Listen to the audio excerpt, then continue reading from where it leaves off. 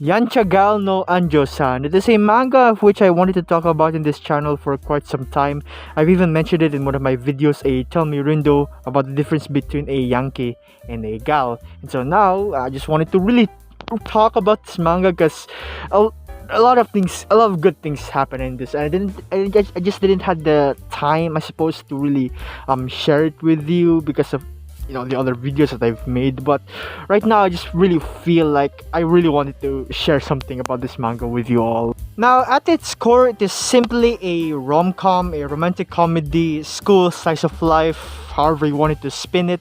It is a comedy romance story between two people, Seto and Anjo, or Seto-kun and Anjou-san. First off, I want to talk about the art style. Now, going into this manga, the art style took time for me to get used to, right? I mean, at first, or in the first chapters, I wasn't really used to the whole, aesthetic, for lack of a better term, aesthetic or style. You know what? Style, yeah. The style of the characters, especially, is something that I'm not used to, and I don't know, I think that's just me, right?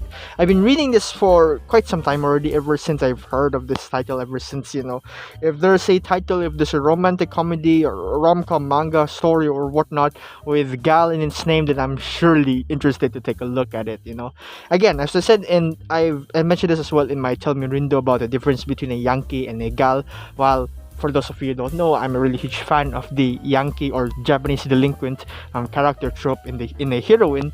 A Gal, on the other side of the spectrum, is also something that I really, it's something that I also love, right? Not too much or not to the same obsession as a Yankee, but Gals, Gyarus, and whatnot.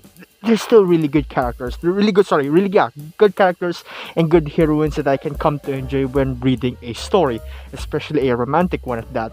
I even made a video discussing or talking really about Gal Gohan, which is a romantic comedy that revolves around a Gyaro heroine, and also you get what I mean if you're familiar with it. But after some time of getting used to reading the manga and getting familiarizing myself with the art style of it, I'd have to say as well that this art style is really quite unique, right? A really nice sense of originality, of identity, I suppose, to that particular mangaka's style of illustrating, of drawing, and the like.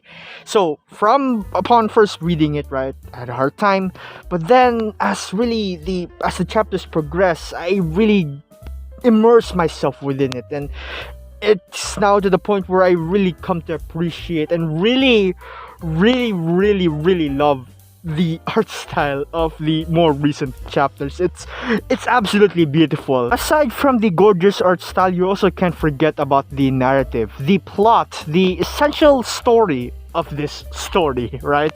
Now, the romantic progress within this rom-com, absolutely satisfying, and I'll get to that later. But first, I want to introduce to you our characters. Now, on one hand, you have Seto-kun, who is a shy, introverted guy, the otaku type, and really, honestly, to be honest, he's giving some shota energy, right? Sorry. Oh my god. So yeah, introverted male protagonist, and on the other hand, you have Anjou-san, who is this extroverted gal, teasing master, and she's also rocking that sort of cat energy, So what you have right here is a pair up between two characters with polar opposite personalities, polar opposite sort of nature, so to speak. So developing chemistry between the two of them was really, challenging throughout this series. Seto-kun trying to match the things that Anjo loves, and Anjou-san trying to match the things that Seto loves. But in this case, it's mostly as to how Seto really gets roped into all sorts of shenanigans, all sorts of adventures, and into the whim, playing into the whims of Anjou-san, and letting him be more, I suppose, exposed to the fun of youth. Now, Anjou-san in turn also displays a sort of, erotic level of teasing, so to speak. Well, yeah, it is kind of, erotic in a way, because got a bit sprinkle. I guess it's inevitable to sprinkle some ecchi here and there, but don't get me wrong, it's really to the more safe side, right? It doesn't really cross or leap over the hedge. It's really not. They're not really going all the way, of course. It just feels, lewd, right? And who can blame you, right? However the author and illustrator wants to spin it as, then so be it. I'm not questioning it. In fact, I really, it's a nice little touch to it, like most stories, I suppose. But again, this is a sort of preference, right? There's that whole argument again where the story would be the same if if it doesn't have all the fan service and the like. So why bother and all that. But to that I say, what, if there's fan service, then let it be, right? As long as we get some story and some romantic development going on, then I don't really care. Plus, this now, throughout the series, it primarily revolves around Seto and Anjo as the sort of main couple, but along the way, we also get to see other characters taking the spotlight, especially in the whole romantic side of things, particularly amongst one member, actually both of them, yeah, among Anjou-san's circular friends, right? And with Seto-kun's best friend, Inoyama. Now, this is also important to note as well, that whole side character romance story a bit, because that's really important, but I'll get back to that again. Now, from the many interactions, events, and moments that these protagonists, Anjo and Seto, have spent together, surely feelings start to emerge, as it should be, right? Now, Seto, he's really slowly developing more of that Chad energy. And for Anjo, well, she's getting more and more intimate. Well, to be honest, I'd argue that throughout the entire series, she has been quite aggressive, right, to Seto-kun. As I've said, teasing master, so to speak. So she really likes to tease Seto, right?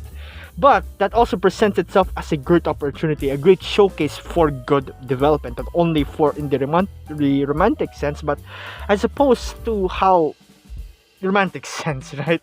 To how Anjou-san really views Seto as just more than just this guy who she plays around with, right?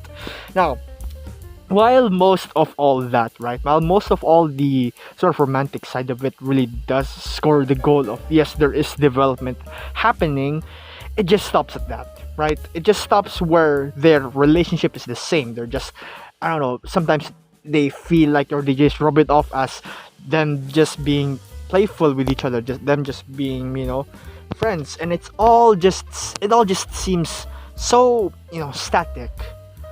Until they started dating each other. Yes, fam! Yes! I'm gonna say it right out now. I'm just gonna rip the band-aid off, pour salt on the wound, rub salt on the wound, and drench it with alcohol, going straight at it, telling you upfront right now that this manga, this narrative, this story is one where the protagonists, the couple, the love interest, and the protagonist really do end up together. Hot damn, God bless. Fam, I can really assure you that this story won't be a waste of your time. I guess it depends. But for me, it really wasn't, right? The amount of episodes that led up to the whole confession chapters was really enough. I'd say it was enough to really allow us to feel for the protagonist, for these characters, and for us to really root for the both of them to be a couple. Although we do have that sort of initial idea, that initial thought in the previous chapters, where we'd already sense a sort of connection between the two of them, that, hey, you know what, these two have good chemistry with each other after all, why don't you just date? Take a look at Please Go Home Akutsu-san. It feels like they're already a married couple, yet it's still not confirmed that they're dating. But that's a video for another time. Point being is that this is a story where we really get to see the fruition, the results of all their moments, all this love energy, the lovey-dovey moments, and the times that we get so excited to, we're just waiting for that whole idea the whole idea of them dating to finally burst out, to finally be canon, right? And that really is the case for this particular story. It's absolutely beautiful. And when I started making this video, that's also really what I wanted to share with you today, that's really what prompted me to make a video talking about this series in particular. It's that confession, right? Because again, as we said, waiting that not that long, but getting to finally reach a point in the manga where we get to see a confession, and to be honest, it's not that long, about 100 chapters or so, right? I'm sorry for spoiling you, but I already spoiled quite a bit because I really wanted you to get hooked on this in the first place, right? Get hooked on the fact that this is a story where confessions happen, where a couple will be born.